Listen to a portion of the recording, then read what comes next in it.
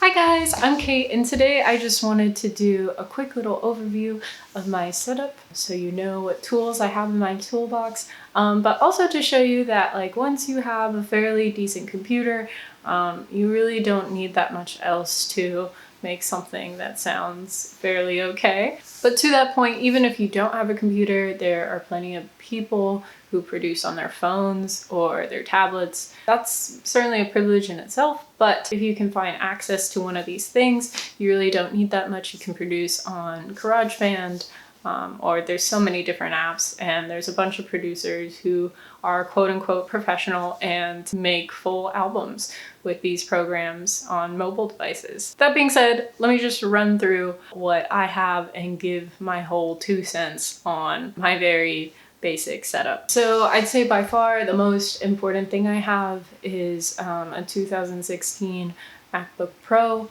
This was fairly expensive. I got it used for about $1,000, but it definitely makes the biggest difference. Back in the day, I used to try and produce on like a $300 laptop, and it was just very, very, very difficult. I would just wait for Ableton to crash all the time and hope that my session files didn't get lost. So that was certainly like the biggest upgrade I have and have had, and I would say it's worth it. If you don't have that much money to shell out, I would look into getting a desktop computer. Generally, those are more stable for things like producing. But then again, it all depends on specs. I'm not really a big spec person, but I do know that you need a decent computer to run your DAW, along with all of the plugins and virtual instruments you might want to add in.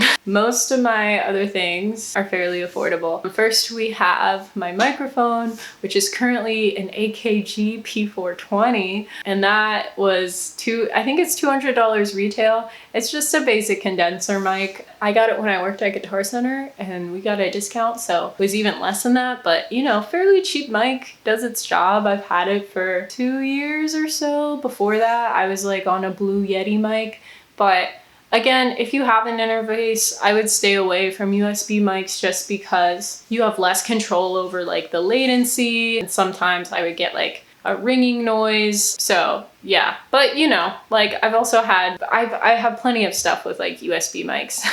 So the point is, anything that can work works, but I would recommend using something, using an XLR mic if you can. Around that, I have a Sterling vocal filter. This was kind of an impulse purchase. It kind of helps, I think. I don't really know anything about sound treatment, though I should, but it does help keep some of the noise out, especially since I'm always like moving my recording setup and want to get my vocals down as soon as possible. So it's helpful for that purchase. That was around $100. I also have a basic pop filter. I got that for free when I worked at Guitar Center, but you can get one for like $10 or like make a DIY one. Of course, there's a microphone stand.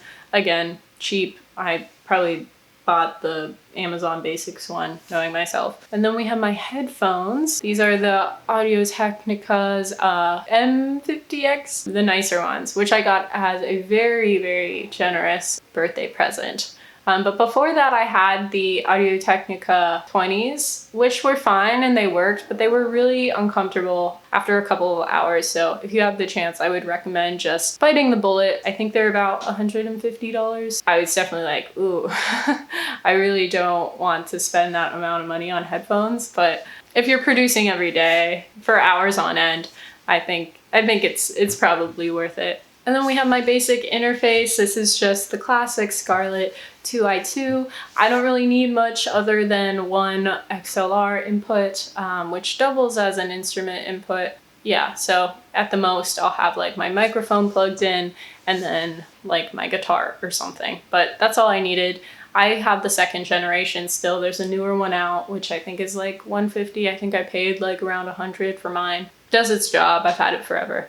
And then we also have my MIDI controller, which is an MPK Mini Play. The only difference between the Play is it has internal sounds, so you can play around with that. But if I'm not mistaken, there's not really a way to output the internal sound. So you could honestly just get the regular MPK Mini. You don't need the Play add-on, though it's kind of fun. Or if you need to like find a pitch really quick, it can be helpful in that sense. This is about $100. I've had other controllers and keyboards, and I always go back to this one because it fits in my backpack. It can be used literally anywhere. And it also has like all of these features are mappable. So I can add drums here. There's an arpeggiator, which is cool. And generally it's inexpensive, gets the job done. I'm not super worried about it. It's something that I know I can replace. Generally speaking, I'm pretty rough on my equipment, which I probably shouldn't be. I'm very much in the camp of efficiency. If I can be like rough and tumble with something and like grab it and like get an idea down, that's fine with me. It's just nice that I know I can replace it if I need to. From there, I have a couple of instruments that I use, but it's honestly, I mainly just use the virtual instruments in my MIDI controller when producing, but I do have a Martin, which I also got for free, but it does have a crack down the back. But they were trying to throw that out at Guitar Center, and I was like, I'll take it even though it's broken. I got an electric guitar, a very cheap one. I think these are around like 100. I also have like a pedal steel and a violin, but I don't know how to play those. And I have a ukulele, which I think was also about 100. But that's the thing too. I feel like sometimes I get in the trap of like buying things before I know how to use them. And unless you dedicate yourself to practicing them as much as possible, which I did not, they will sit on your floor and look pretty, but not do anything. There you go. That ties in to a good point. And I think that is that you really don't need a lot. Like once you have a computer that can house your digital audio workstation, like that's it. Like it is really a complete workstation. Before I had a MIDI controller, like you can use, it's a bit of a pain, don't get me wrong, but like you can use your keyboard that's on your computer to, you know, map out chords, or you can use the piano roll to write them in. So yeah, I think the main bare bones is your computer with your software, and then you have an interface and a microphone, and that's it. From there, like everything else is extra, or I don't know. I think it should be approached as what can maximize your workflow. But yeah, I really try and not like buy too many plugins, or you know, like I think about them, I write them down, and I'm like, do I really need them?